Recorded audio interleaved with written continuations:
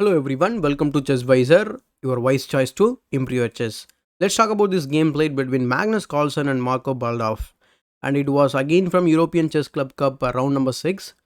Before we check this game, if you're watching this channel for the first time, please consider subscribing to the channel and press the bell icon to get notified for the future videos. So Magnus here opens the game with the knight f3, we have knight f6, pawn to d4, g6, knight b d2, d5, and we have East Indian defense on board. B3 it is not the most commonly played opening these days, but it's a playable by black. So B3 we have bishop G7, bishop B2, and now he simply castles on the king side. And after this move, he goes E3, pawn to C5, striking in the center. After D takes C5, Marco plays Queen A5 to recover the pawn. And now Magnus plays A3, preparing to play the move pawn to B4 at one point of time in the game later. So after Queen takes C5, so we have pawn to C4 by Magnus himself because he doesn't want to have a backward pawn on the semi-open file. So he pushes the pawn. Even though he's having the king in the center, he plays the move pawn to c4, and after d takes c4 he captures with the move bishop takes c4. It automatically develops the bishop, also captures the pawn. We have knight c6, and now simply Magnus castles on the king side. And after queen b6, because b5 is coming, so he retreats the queen. So we have b4 stopping any knight a5 idea also. And after this move he plays bishop g4, pinning that knight, and after h3 cushioning the bishop. And here Marco simply exchanges the bishop. So after knight takes f3 we have knight e4, and now Magnus exchanges the dark square bishop here. So queen c2, so he has completed the development, and Marco also developed completed his development. So he goes knight d6 attacking the bishop, and bishop simply goes to e2. And after this move he goes rook a8, very natural move to x-ray the queen. And Magnus immediately unpins this x-ray from queen b2 check. It's not on a pin actually, just getting out of this any tactical idea or the discovery ideas. Queen b2 check, we have king g8, we have rook a c1 challenging the c file, or getting ready to challenge the c file. And in this position black should play something like rook c7 followed by rook f c8, but in the game he played pawn to rook f d8. So instead of that he could have gone rook c7 here. It's the natural way to play the game. So h4, rook f c8, h5, and here you don't want to capture this pawn because that will allow Magnus to put the rook on c file.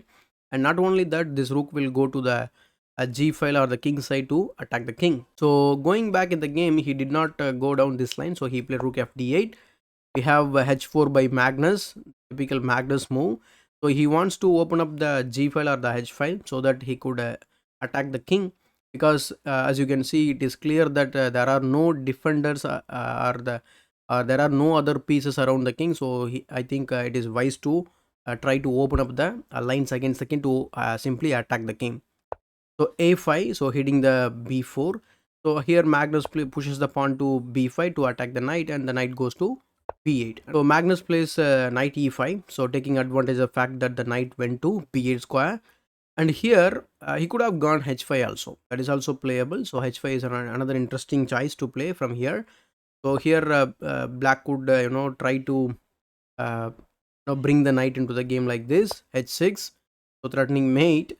So knight f6, knight e5, knight f5. So the game would continue. This is also playable for black, but still white has some advantage in this position.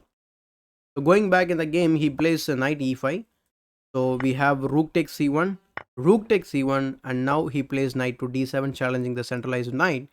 And here Magnus simply ignores that idea, and he continues to push the h pawn. So h5. So here finally Marco plays g takes h5, accepting the pawn, and allows this bishop to come to h5. And after this move he goes knight f6, hitting the bishop, and the bishop simply retreats to e2. And now here Marco simply exchanges, or he wants to exchange another pair of rook, and here Magnus simply exchanges. So after knight takes c8 we have knight c4 attacking the queen. Queen goes to c7. And after this move Magnus plays queen to d2. We have pawn to b6, queen d4, centralizing the queen, and also eyeing multiple lines here. So king g7, So here he goes a4, simply consolidating the b5 weakness, so that the knight or the bishop will not have any, the priorities would change, right? So they will not have any responsibility to keep the eye on the pawns or the weaknesses on the queen side. So he goes queen d7 here, queen e5, avoiding the trade. We have h6, and here we should talk about the pawn structure and the weakness here for black actually. So here on the queen side, he has these two pawns hanging. That is called not a hanging pawn structure because they are moved. So it's a backward pawn, but still it is a weakness actually. So here on the center of the board, he has the hanging pawn structure, and also the hedge pawn is isolated pawn. So these are the weakness, and the Magnus piece is very active. As far as the knight is concerned, it is almost centralized, and it is ready to jump into the game or anywhere he wants. And as far as the queen is concerned, I think a queen is also centralized. So when we compare both sides, most of the three pieces are there. These three pieces are far better than black's three pieces. So here Magnus plays pawn to e4, maybe vacating that square for the knight, so the knight can also join the attack. So here instead of that, in this position actually he goes queen to d8. In this position, instead of e4, he could play something else also. So here queen g3 check also possible.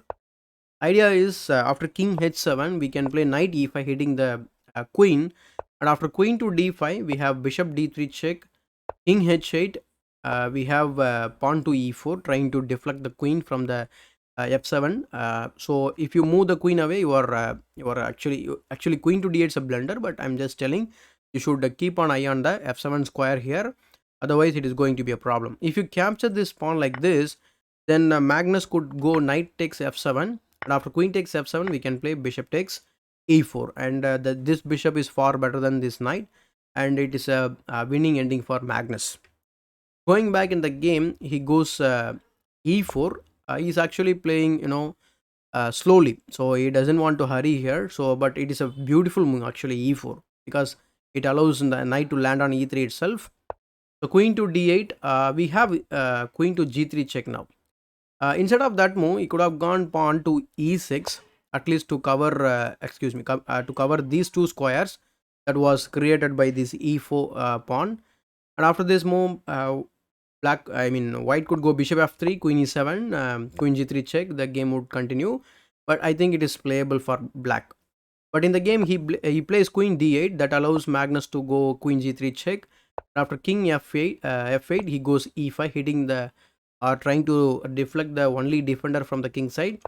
So knight goes to g8, and now comes e6. So he tries to open up the position of the king's file. So actually you cannot avoid this, so he captures it. If you play something like a knight f6 here, and still Magnus is going to simply he could capture. Otherwise I think he could go queen to h2 to threaten this, and also after king g7, then now we can play this move. So this is how this variation could continue, but in the game he directly captures it and allows queen f4 check, king g7, queen g4 check, and after king f8, Magnus plays queen takes e6. So now that double pawn is gone now. So after this move he plays knight f6, and we have bishop h5. So threatening mate, this was actually the brilliant move of the game. So knight takes h5, and we have queen takes h6, and now black is lost a pawn. King g8, after queen takes h5, knight d6, queen to d5 check, and after king f8, Magnus plays queen to d4, and in this position actually Marco simply resigns the game. And if you notice throughout the game, almost half of the game, the knight was very passive. He did not participate in the game most of the time, and that is why I think Magnus took advantage out of that, like he was playing without a piece. But why Marco resigned in this position? Let me show you quick variation, something like this. Say for example, let's say queen knight f7, we could play simply queen takes d8 check, and this ending is probably a very easy ending for Magnus, I should say. So going back, another important variation is that simply unpinning the queen and defending b6 as well as knight. But the problem is this point is attacked twice, so you cannot defend with the knight because your queen was hanging. So you have to give up the pawn here. So here you could go knight takes d6 first, queen c1 check, and then king h2, e takes d6, queen takes d6 check, and after king f7, Magnus could capture on b6, queen f4 check, we could play g3, and after this move queen takes a4, we can play queen c7 check, king e6, and now b6. So there is no checks from the black's queen, so he cannot reach white's king anywhere. So queen b5, queen c8 check. After king d6, you should give this check, queen c7 check. If you play something like b7, you are actually blundering the game to a draw. So it is going to be a repetition now. So you should give this check like queen to c7 check, and after king moves to d5, then only you can push the pawn. And now the king is blocking the queen's line, and that's why it is not playable for black. And in the next move, white could simply take the new queen and win the game. So considering all of this, he doesn't want to go down all this torture. So in this position, after queen d4, Marco simply resigns the game. So what a game by Magnus Carlsen again. So thank you so much for watching this video till the end. If you like this video, please give it a thumbs up. Still, if you are not subscribed to my YouTube channel, please consider subscribing to the channel and press the bell icon to get notified for the future videos. As usual, this is Chess Wiser, your wise choice to improve your chess.